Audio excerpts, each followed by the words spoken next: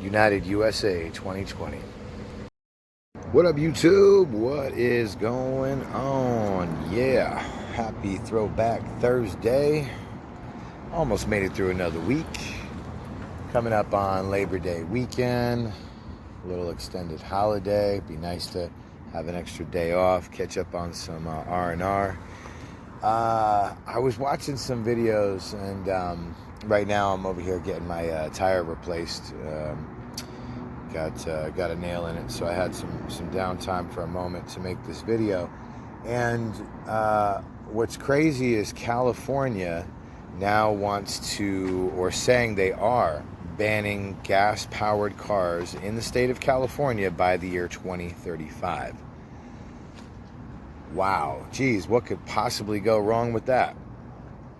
It's unbelievable. I mean, at this point, when you look at what's happening right now, and you just see just the clear underlined fact that there is a agenda. It's called Agenda 21, also known as Agenda 2030, that is part of all these climate change initiatives that we're seeing pushed very hard on the public, not just here in America, but obviously worldwide. We can see that.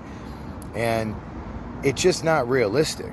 It's not realistic at all. It's one thing, I mean, to say, well, we all need to start, finding more sustainable ways of having a better energy source, such as, wind turbines and solar and, hydrothermal, geothermal power, stuff like that. But I mean, you look at a place like Arizona, right? I mean, look at how big the state of Arizona is. We have enough land here and enough sunshine around year round. I mean, literally at 365 days a year, I think we probably have 300 to 330 days of sunshine a year, over 300 days of sunshine a year.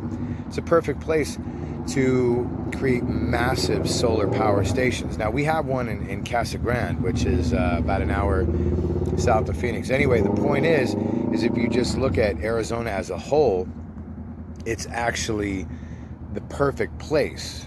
And we have enough land to where we could create solar power that literally could solar power the entire United States. And maybe even, I'm sure Mexico and Canada as well. But when you see the clear fact that that power has to come from somewhere, and the majority of power stations, now, beyond nuclear power, is fossil fuels. I mean, they're using coal. Coal is the main fuel that's used to power the United States, and in most power stations. I mean, you look at something like people saying, well, I'm lowering my carbon footprint, or I'm trying to save the earth, or I'm doing this, or maybe I just want something more economical because I don't want to spend money on gas, so I'm going to buy a Toyota hybrid, or I'm going to get this hybrid, or I'm going to get a Tesla. That's great. But at the end of the day, when you plug your car in at that charging station, that power has to come from somewhere. And guess what? It's coming from power stations that are mostly run on coal. Here in Palo Verde, up by Camp Verde, up north Phoenix, up the I-17, we have a nuclear power plant here, and that's not exactly sustainable either. And there's lots of dangers that come with nuclear power. Some would argue that it is the most sustainable, best energy for what it does. Nothing's perfect, folks. Nothing is perfect. But the fact remains is that the power has to come from somewhere. And even if you drive a vehicle that is EV, it's a clean energy vehicle, there's really no such thing. It's like, okay, there is, because your car is not putting out all that carbon monoxide, and it's, all those pollutants that come from a typical gas-powered engine. But my point is that the power still needs to come from somewhere, and still you're charging your car. That power needs to come from somewhere. So it's still pretty much the same thing. I mean, but then again, not entirely, because maybe it's lowering carbon footprint in the earth to that extent. But they talk about it as if it's just all floating around and stuck here. Last time I checked, trees recycle carbon monoxide and carbon dioxide and create oxygen. That's what trees do. Did we forget about this? They seem to conveniently not mention that. And what's very interesting to me is it just seems to be this charade, this merry-go-round that just, that's like we just can't get off this merry-go-round, and they just keep, I'll circle back. Yeah, they're circling back, all right. They got us. What we're going to have to do is really, it's just speaking, globally, we're going to have to create a bunch of new solar plants. Somebody might say, well, why don't we have solar-powered cars yet?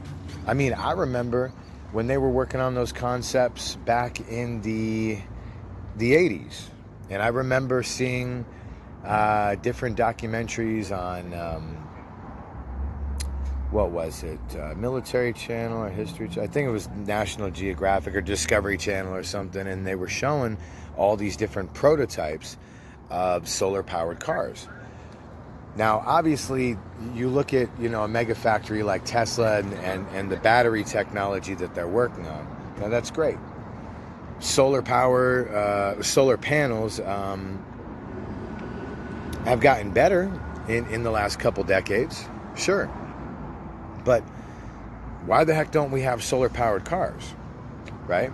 I mean, the fact remains is that the reason we don't is because there's too many powerful people, powerful companies and entities that just will not, I'm not going to say never let that happen, but ultimately they'll fight it to the bitter end, because there's too many companies that have too much to lose if that happens, right? Imagine if you had a car that was fully sustainable, right? I mean, it just runs and runs and runs, and you're getting literally clean, free energy from the sun all day, every day. That would be amazing, right? Probably also be an expensive car, but I'm sure most people would be, lining up,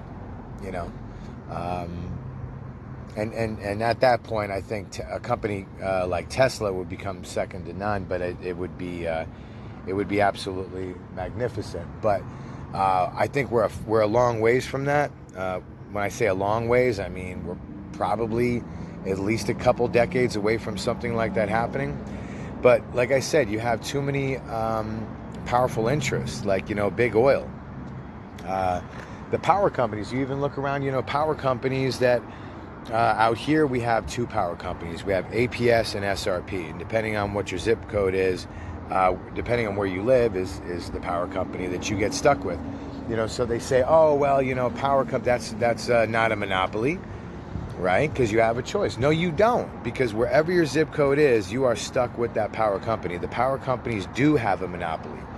That is the definition of a monopoly, the definition of a monopoly is one entity that runs and dominates an entire industry. That would be by definition. But essentially, it's the same thing, because if I don't have any other recourse other than solar power, which is very, very expensive, and you have to own a home, right? Take, for example, if you're like me and you're renting an apartment, obviously I can't put solar panels on my apartment, right? You see what I'm saying? So I'm stuck with that. So you have all these big oil companies, you have, big energy companies. And by the way, the energy companies, these power companies, they get subsidies from the government. They're getting millions and millions, billions a year.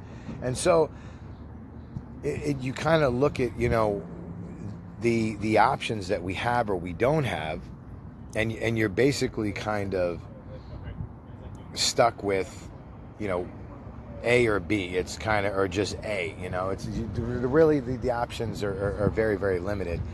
And so that's why I think we're a far ways off from that. But when you look at a liberal leftist looking more like socialist state, like California, that you got obviously Gavin Newsom. We all know he's corrupt, but when you see that when they push an initiative like this now, saying that they're not going to allow, they're going to outlaw gas-powered cars in the state of California by the year 2035. Ladies and gentlemen, that's just a hop, skip, and a jump away. I mean, it's a decade, 12 years. 12 years and change. It's right around the corner. It's not far away. So, I mean, that's just outrageous. And when you see that California does something, if you guys will notice, like when California passes some law or legislation or something big, usually then next in line will be New York, or vice versa. So usually when California and New York do something, you see the trickle down and the domino effect of all the other states start to follow suit and eventually do the same thing and jump on board. And we've seen this happen over and over again. I could give 100 examples of it. So my point is, it's not realistic. And already, because of the heat wave, they're already talking about, the lack of power that we have right now. And telling people, choose between, your electric vehicle and your air conditioner in your home. It's like, all right, yeah, I want my house air conditioned, yeah. But I can't have my cake and eat it too. I can't have my electric vehicle and an air conditioner. So in other words, they're already lacking in power. You look at a place like here in Arizona, for example, the water rights, the federal government I did a video about this a week or two ago, that the federal government now is cutting Arizona's water supply by 21% starting in January of 2023, just a few months away. That's crazy. That's crazy. You got the Hoover Dam. Right now, Lake Mead is at 30% capacity. It's at 1,050 feet elevation above sea level. Now, once, for example, the Hoover Dam, right, they will not be able to create hydroelectricity if it drops another 100 feet. If it drops below 950, it's a wrap. And we don't get all of our power in Arizona from the Hoover Dam. As a matter of fact, some of that power goes to San Diego, some of it goes to Vegas, and then Phoenix and Tucson. So it's just another example that it shows you that they're lacking in actually sustainable power. And so it brings me back to one of my original questions is, what are they waiting for? Why are they not building more massive solar power plants? For example, in Arizona, we've got all this space here in this huge desert. Arizona's huge state. We have so much land mass. And what are they waiting for? I don't know. Obviously, it's politics and red tape and big business. But it's long overdue, obviously. So, yeah, hit me up in the comments. Let me know what y'all think about this. Please like and share this video. And I'll see y'all soon.